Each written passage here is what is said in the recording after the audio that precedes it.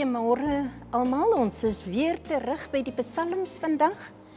Vandag lees ons uit Psalm 34, vers 19.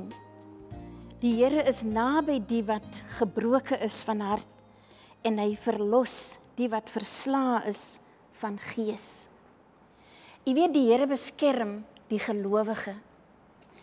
Jesus was gebroken op die kruis, en hy het sy lyding en dood nie gesien as 'n foltering om die kruisdood ten alle koste te vermy nie, maar eerder as 'n middel om ons die gebrokenis te omhels.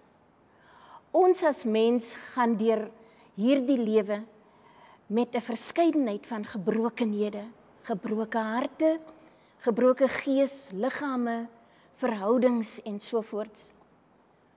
Hoe kan ons hierdie gebrokenheid herstel en oorwin, soos Jesus, wat ons nooi om ons gebrokenheid te oorwin, deur sy voorbeeld van lyding, marteling en die dood nie te sien as 'n straf nie, maar as die begin van ons oorwinning en verlossing van gebrokenheid. Plaas dit onder sy genade, heiligmaking en seën.